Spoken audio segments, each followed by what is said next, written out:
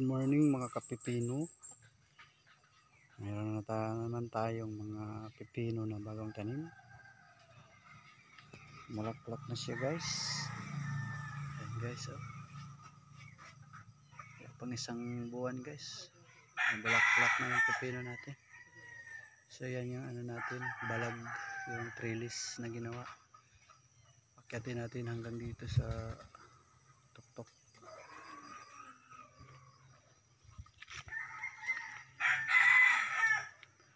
Pino guys ay madali lang mamunga,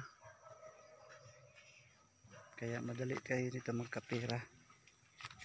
Ayan guys, wala pang isang buwan ay bulaklak na siya. Ayan.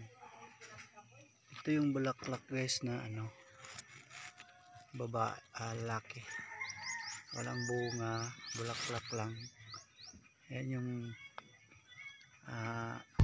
polinize natin guys sa mga babae na yan, ang babae may bunga guys, bulaklak na may bunga. Yung iba lalaki yan. So ano natin to, i-polinize natin tong girl. Yan guys, so polinize guys, dikit lang natin si lalaki doon sa babae, yung bulaklak niya.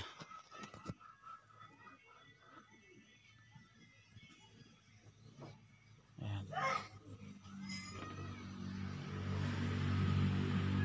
Dikit lang natin siya para buo yung ano niya, bunga.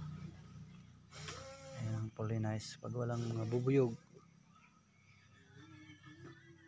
Ito lang gagawin natin guys.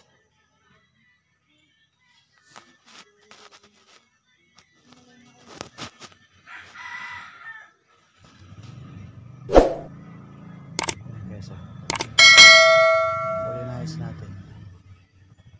Yan ang pag polinize ang bulaklak ng pipino para hindi siya malaglag, mabuo siya.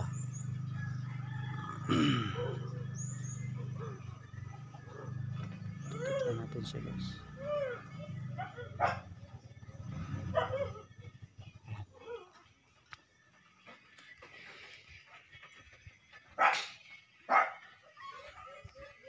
Backyard, ano to guys, backyard farming ng pipino.